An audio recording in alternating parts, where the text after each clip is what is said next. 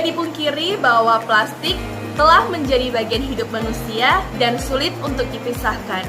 Plastik merupakan bahan material yang sudah akrab dalam kebutuhan manusia dan sudah dianggap sebagai bahan pokok rumah tangga ataupun domestik. Bahan yang banyak digunakan dalam pembuatan plastik adalah polimer sintetis, yang sifatnya sukar terurai secara alamiah. Karena sukar terurai, sampah plastik cenderung menumpuk di tempat pembuangan akhir dan dapat menimbulkan masalah, bahkan kerusakan lingkungan. Adapun jika sampah plastik dibakar, maka akan menghasilkan zat-zat yang berbahaya bagi kesehatan serta menghasilkan emisi karbon yang mencemari lingkungan. Di Indonesia, penggunaan plastik untuk kebutuhan pokok sangat tinggi. Menurut Asosiasi Industri Olefin Aromatik dan Plastik Indonesia atau INAPLAS, konsumsi plastik di Indonesia pada tahun 2015 mencapai 17 kg per kapita per tahun. Jika jumlah penduduk Indonesia pada semester pertama tahun 2017 sekitar 261 juta jiwa, maka penggunaan plastik secara nasional mencapai 4,44 juta ton. Atas pernyataan yang telah disampaikan sebelumnya, hal itu menjadi tolak ukur tingginya jumlah sampah plastik yang ada di Indonesia. Penggunaan plastik yang cukup tinggi membuat dampak negatif terhadap kelestarian lingkungan karena sulit terdegradasi sehingga terjadi penumpukan sampah plastik yang mencemari lingkungan. Menurut Kementerian Lingkungan Hidup dan Kehutanan 2016, permasalahan sampah plastik di Indonesia sudah sangat meresahkan. Selain Tiongkok, Indonesia adalah negara terbesar pembuang sampah plastik ke laut. Lantas, bagaimana keadaan sampah plastik di Indonesia setelah pandemi ini?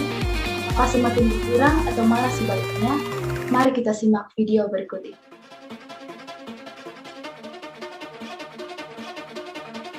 Pembatasan aktivitas dari sektor komersial seperti restoran, pusat perbelanjaan, dan pariwisata dianggap dapat mengurangi produksi sampah. Namun di sisi lain, terdapat peningkatan sampah dari rumah tangga karena perubahan pola konsumsi masyarakat di tengah PSBB. Di ibu kota misalnya, saat masyarakat membatasi diri dengan hanya melakukan aktivitas di rumah, masyarakat pun memenuhi kebutuhan konsumsi dengan belanja daring.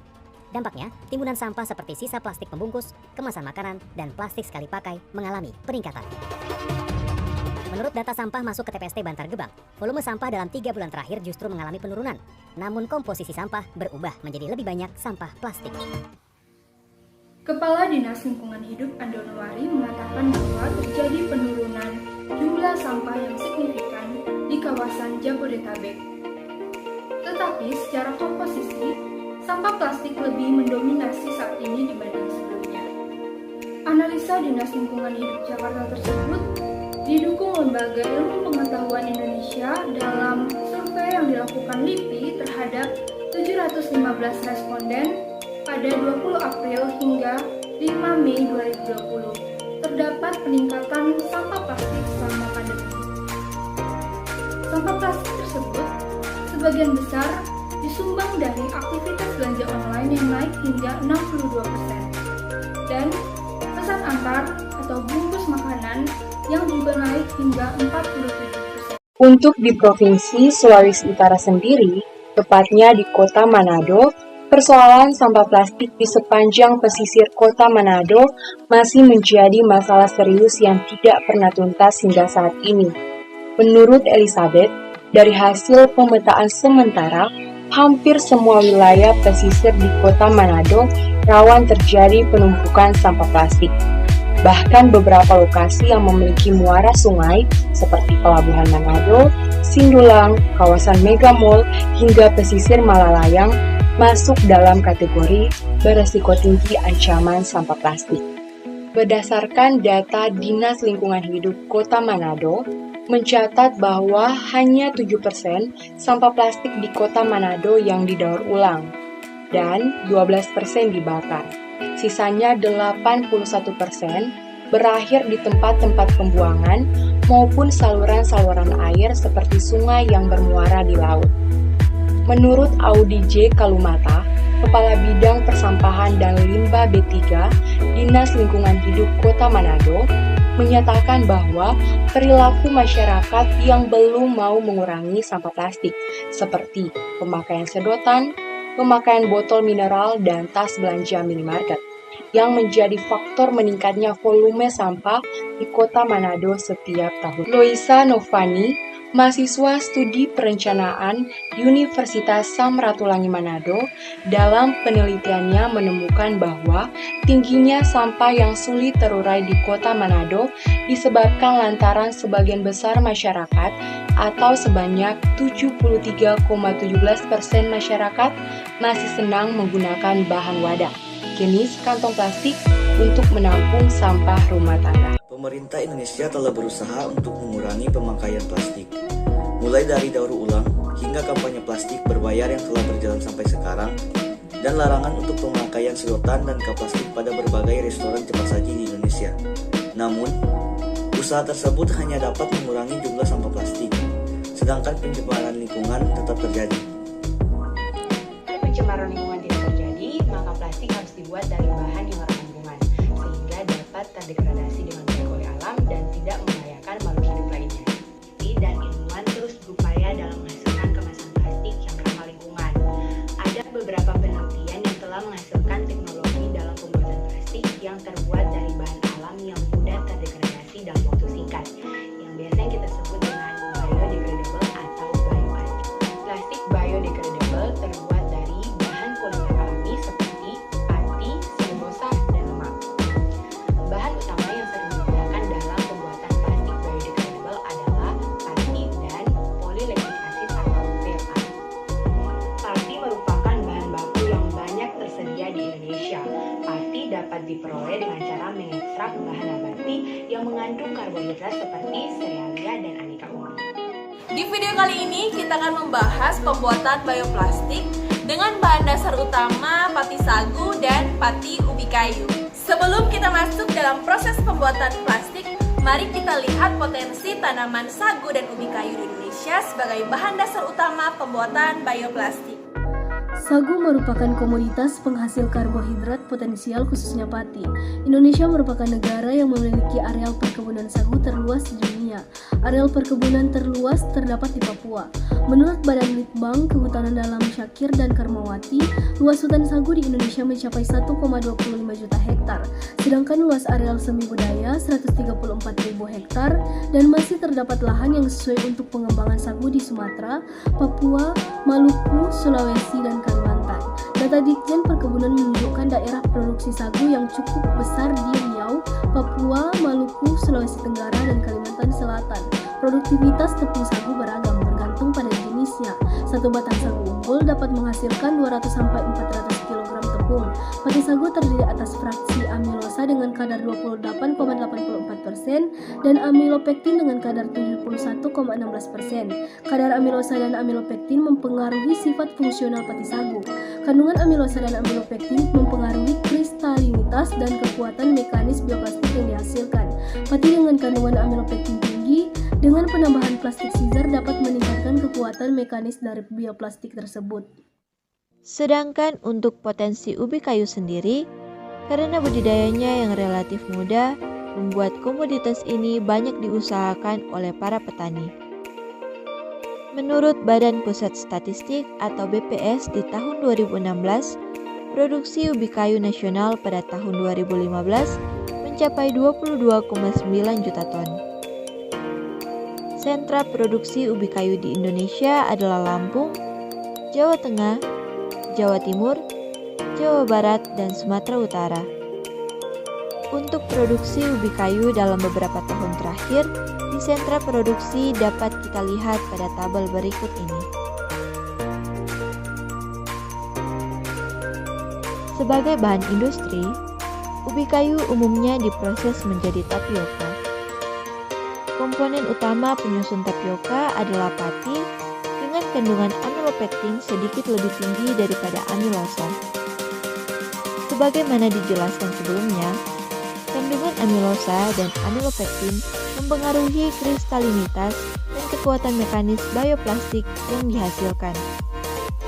Pati dengan kandungan amilopektin tinggi dengan penambahan plasticizer dapat meningkatkan kekuatan mekanis dari bioplastik.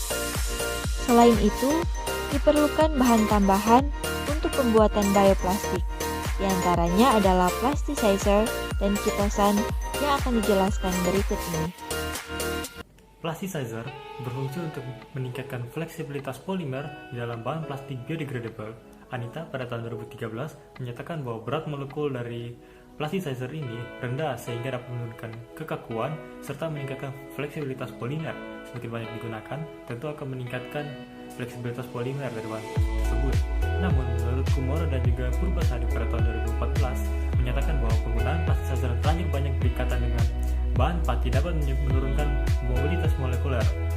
Senada juga dengan Saputra pada tahun 2015 menyatakan bahwa terlanjur banyak menggunakan bahan pematis dapat mengubah bahan plastik biodegradable ini menjadi soft dan weak. Bahan yang sering digunakan sebagai plasticizer adalah gliserol dan juga sorbitol. Kumoro dan Purbasari pada tahun 2014 menyatakan bahwa kelebihan gliserol sebagai plasticizer dapat meningkatkan fleksibilitas struktur pati sehingga dapat mudah dibentuk. Penambahan gliserol ini dapat meningkatkan elastisitas polimer yang dihasilkan.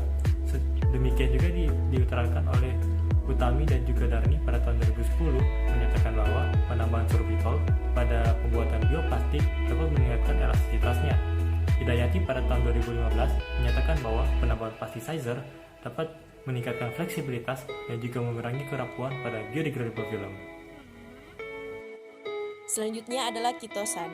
Kitosan biasanya digunakan sebagai bahan campuran pati dalam pembuatan plastik biodegradable dengan tujuan meningkatkan sifat mekanik bioplastik yang dihasilkan. Kitosan merupakan biopolimer yang diperoleh dari limbah produk krustasea.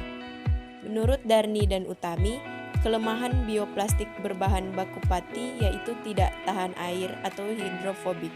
Penambahan bahan yang bersifat hidrofobik seperti selulosa, kitosan, dan protein dapat dilakukan untuk memperbaiki kelemahan ini.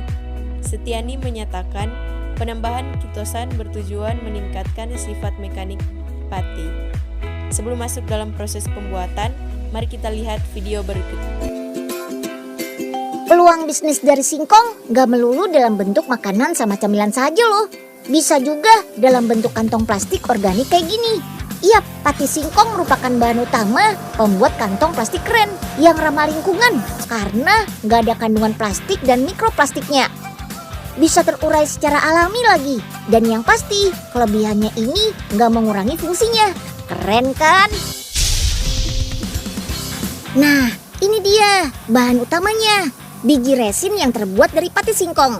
Prosesnya gak jauh beda sih dengan membuat plastik biasa.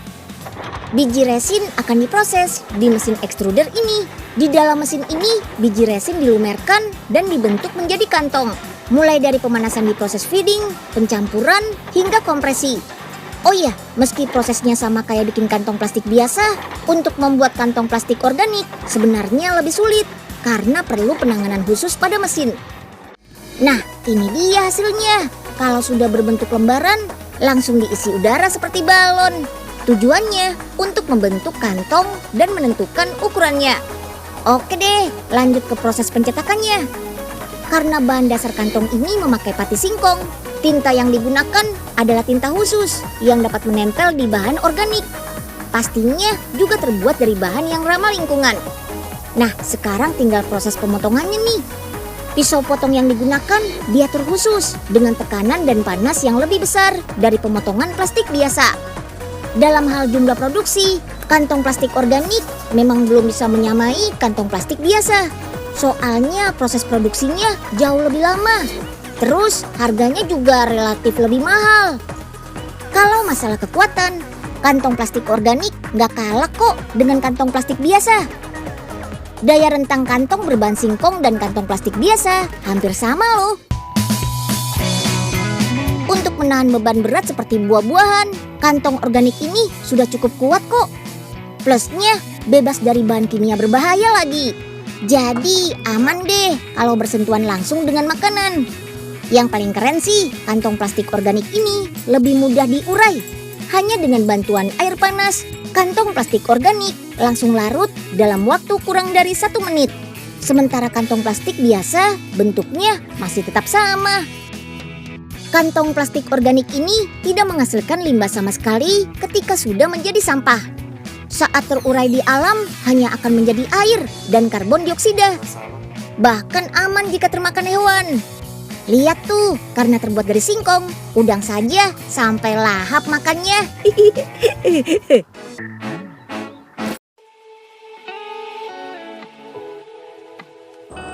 Proses produksi bioplastik berbahan dasar pati memiliki metode dan tahapan-tahapan tertentu. Berikut adalah penjelasan dari metode dan tahapan-tahapan tersebut secara ringkas. Ada 3 cara efektif dalam menggunakan pati sebagai bahan dasar pembuatan plastik biodegradable.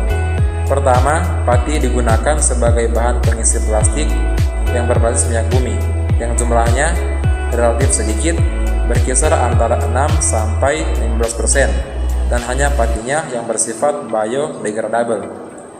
Kedua, pati dicampur dengan polimer biodegradable seperti PLA atau polylactic acid.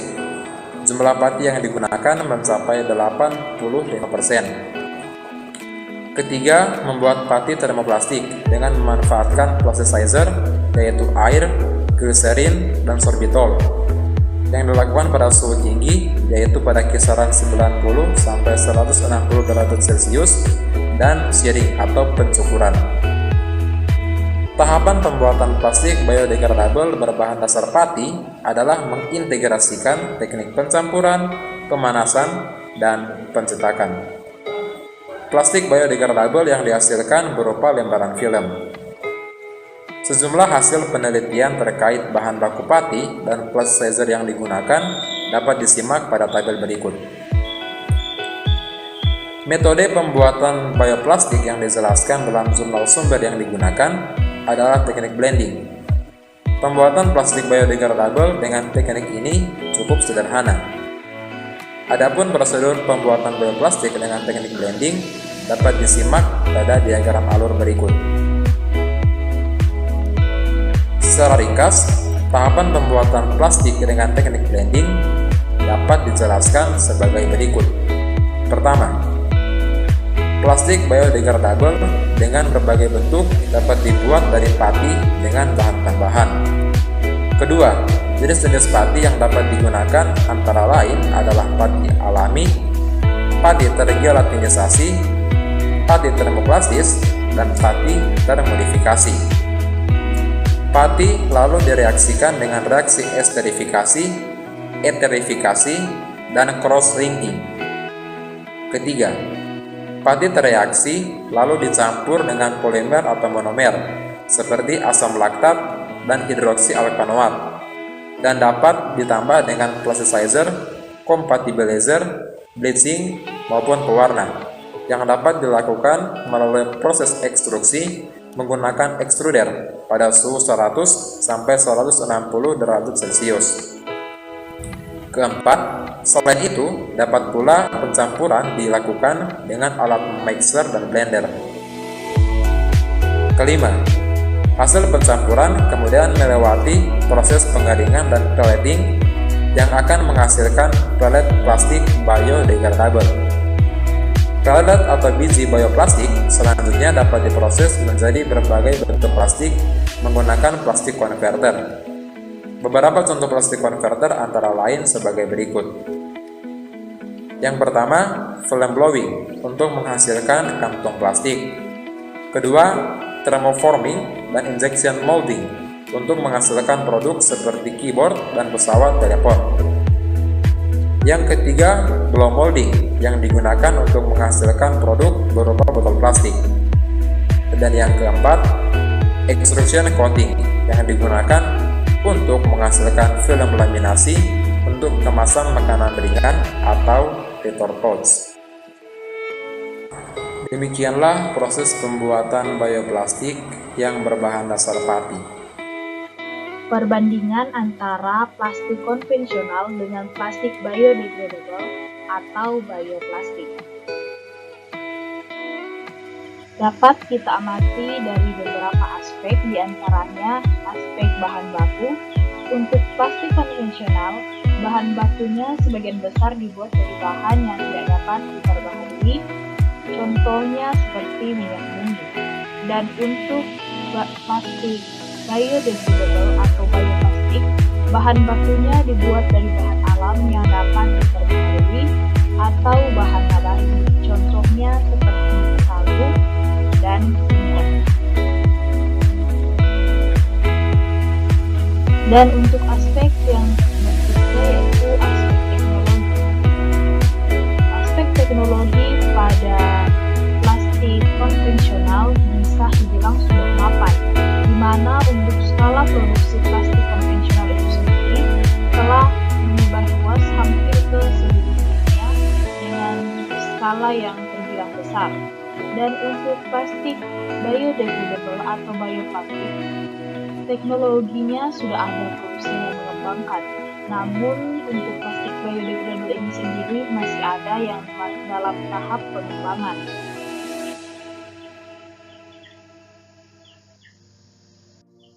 Aspek berikutnya yaitu aspek sosial. Plastik konvensional sudah banyak dikenal dan digunakan oleh kalangan masyarakat, baik di Indonesia maupun secara mendunia. Kemudian untuk plastik